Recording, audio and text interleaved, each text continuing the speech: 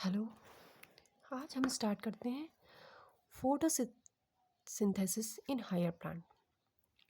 इसमें हम समझते हैं प्लांट्स कैसे अपना फूड बनाते हैं।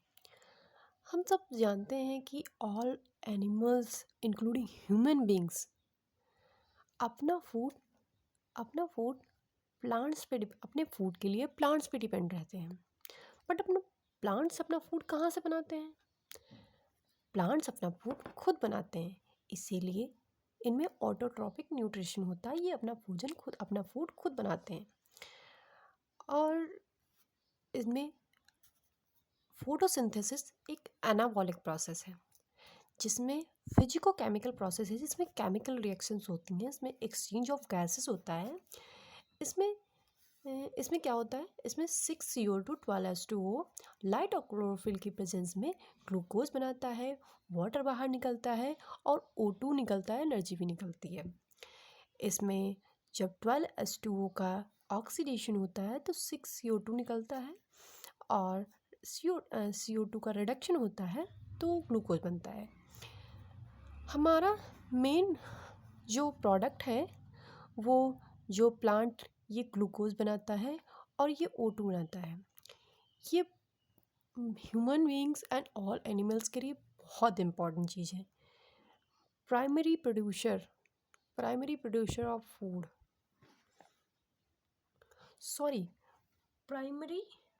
Primary source of food on earth.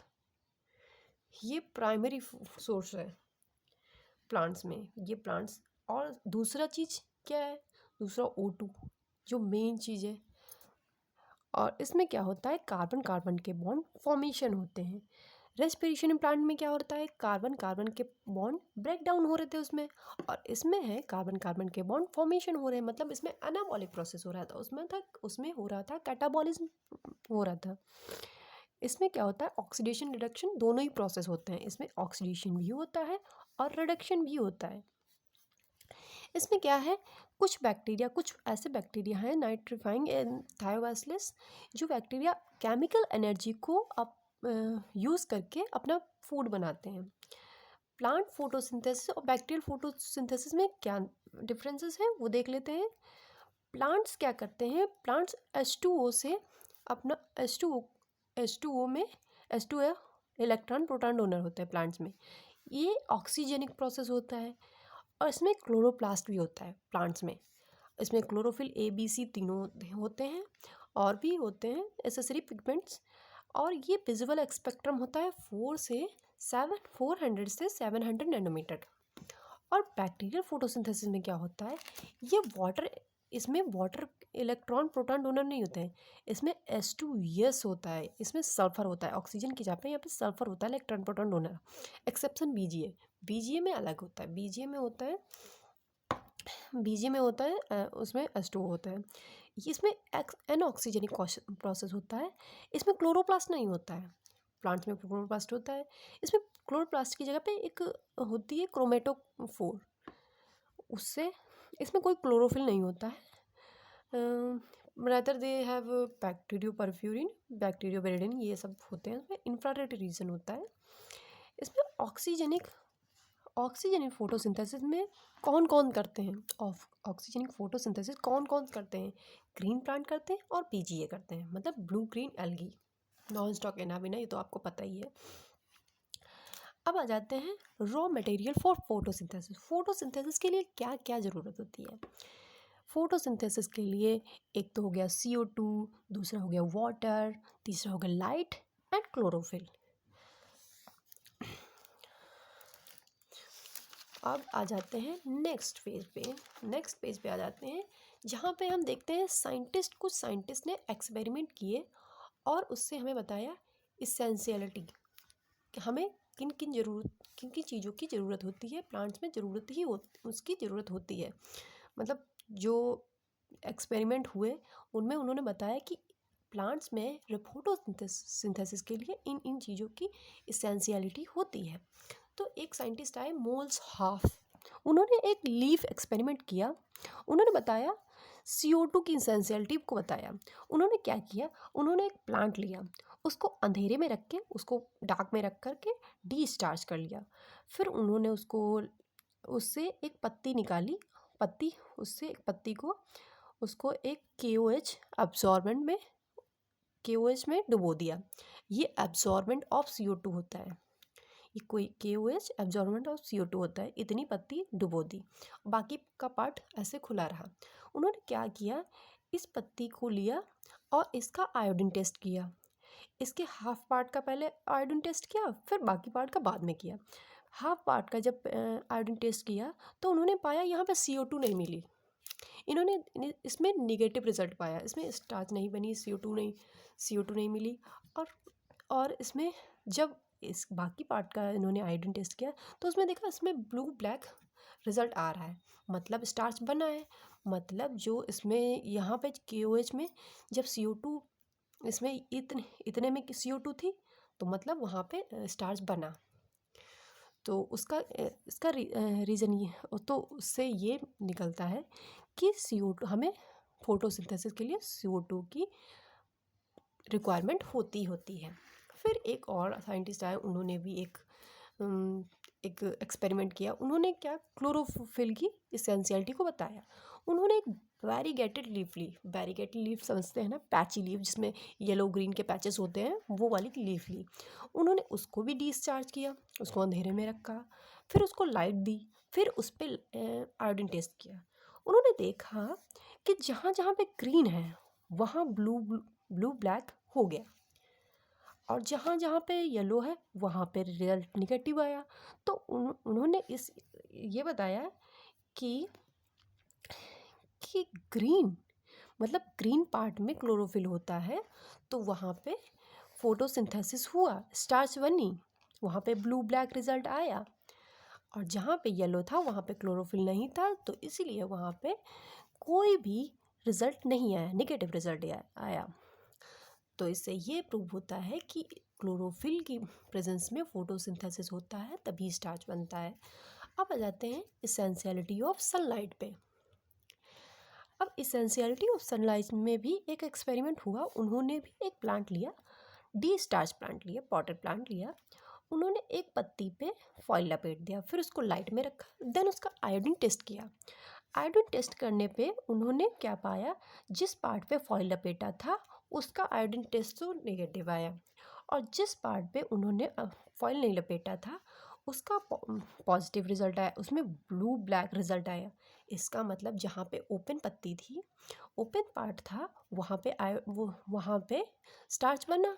इसका मतलब सनलाइट की प्रेजेंस में यहाँ पे सनलाइट पड़ी तो स्टार्च बना, फोटोसिंथेसिस हुई तभी तो स्टार्च बना। तो उन्होंने ये प्रूव किया कि ये सनलाइट की भी रिक्वायरमेंट होती है फोटोसिंथेसिस में।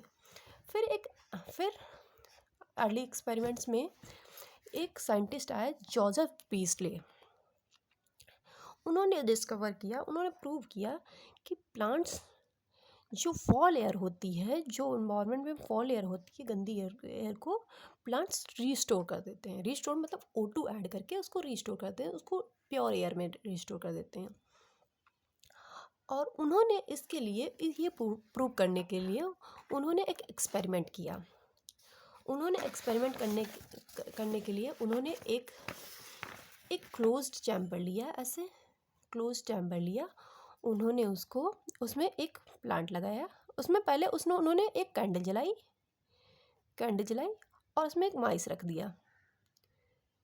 चलो, सॉरी फॉर दिस ड्राइंग, गंदी सी ड्राइंग है, काम चला लीजिए आप। लेकिन इससे उन्होंने देखा कि कुछ देर तो ठीक चला सब कुछ, मतलब उन्होंने देखा कि ये जो बर्न कर रही है कैंडल, उससे थोड़ी देर में सफोकेशन हुई और चूहा जो था, माइस, वो मर गया और ये कैंडल भी बुझ गई। तो फिर उन्होंने एक और एक्सपेरिमेंट किया, मतलब और सेम सेटअप लिया। उन्होंने उसमें क्या किया, उसमें एक मिंट का प्लांट लगा लिया। उन्होंने मिंट का प्लांट लगा लिया और उसमें भी सेम चीज़ें रख दी, कैंडल जला दी और माइस को रख दिया। उसमें क्या हुआ, माइस भी जिंदा रहा, कैंडल भी जलती रही।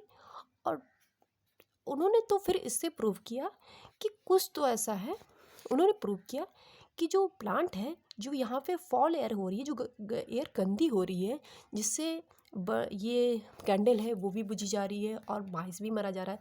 तो उन्होंने इस फॉल एयर बताया कि ये जो फॉल एयर है, ये प्लांट, मिंट का प्लांट उसे रिस्टोर कर दे रहा है, उसे साफ़ किए दे रहा है, प्योर किए दे रहा है फॉल एयर को। और फिर इसी के बाद एक साइंटिस्ट आए, जॉन एंजनहॉल्स। 1779 में उन्होंने भी क्या किया, उन्होंने इनका सेम सेटअप उठा लिया। उन्होंने इस पे उन्होंने क्या किया, उसको एक बार लाइट में रखा, एक बार डार्क में रखा। लाइट में रखने पे उन्होंने देखा सब कुछ सही चल रहा है, नॉर्मल चल रहा है, कैंडल भी जल रही है, माइस भी एकदम चकाचक चल रहा है। उन्होंने उसको उठा के, उसी सेटअप को उठा के डार्क में रख दिया। उन्होंने देखा थोड़ी देर बाद माइस डाइड हो गया, कैंडल भी बुझ गई। तो उन्होंने देखा, उन्होंने बताया कि plants can form O2 only in the presence of sunlight. मतलब प्लांट्स O2 बनाते हैं सिर्फ और सिर्फ सनलाइट के प्रेजेंस में। तो उन्होंने क्या किया, एक और मतलब एक्सपेरिमेंट किया। उन्होंने हाइड्रिला प्लांट लिया और पानी में रख दिया। उन्होंने देखा कि डार्क में रखा तो कुछ नहीं हुआ, लाइट में रखा तो देखा O2, पानी में O2 के बबल्स उठने लगे। तो उन्होंने एक और ये भी एक्सपेरिमेंट किया था। फिर आए नेक्स्ट साइंटिस्ट आए, जूलियन वॉन सैक्स। उन्होंने बताया जो प्लांट्स में जो ग्लूकोज, प्लांट में ग्लूकोज स्टार्च के रूप में स्टोर्ड रहती है। उन्होंने बताया कि प्लांट में क्लोरोप्लास्ट जो होता है उसमें क्लोरोफिल होता है और क्लोरोफिल बनाता है ग्लूकोज। ग्लूकोज पॉलीसेकेराइड मतलब स्टार्च स्टोर करता है, स्टोरेज में फॉर्म में रहता है, ग्लूकोज स्टार्च की फॉर्म में रहता है। एक साइंटिस्ट और आए, उन्होंने कार्ल वॉन नील उनका नाम है। उन्होंने एक सजेशन दिया, उन्होंने सजेस्ट किया एक एम्पेरिकल फार्मूला दे करके कि जो O2 आता है वो H2O वाले से ही आता है। जो O2 आता है वो H2O से ही बनता है, ना कि CO2 से। उन्होंने एक एम्पेरिकल फार्मूला दिया, उसमें उन्होंने ये कुछ फार्मूला दिया, H2O, A, यहाँ पे A की जगह पे आप O भी रख सकते हो, S भी रख सकते हो। तो और उन्होंने CO2 लिया, उन्होंने यहाँ पे 2A बनाया, फिर CH2O, H2O। उन्होंने देखा ये ऑक्सीडाइज होकर के 2A बना रहा है, ऑक्सीडाइजिंग कंपाउंड बना रहा है। O या यस यहाँ पे रख सकते हैं आप। और यहाँ पे इन्होंने देखा CO2 रिड्यूसिबल, ईजिली रिड्यूसिबल, ये ईजिली रिड्यूस हो रहा है, ये रिड्यूस्ड होकर के रिड्यूस कंपाउंड बना रहा है। उन्होंने ये सजेस्ट किया कि O2 comes from H2O not CO2। फिर उनके बाद एक साइंटिस्ट और आया, उन्होंने र्यूबेन एंड कैमन। उन्होंने प्रूव कर दिया कि O2 H2O से ही आता है, CO2 से नहीं आता है। उन्होंने ये प्रूव करने के लिए रेडियो एक्टिव आइसोटोप्स से उन्होंने ये प्रूव किया। उन्होंने क्या किया, O2 में 18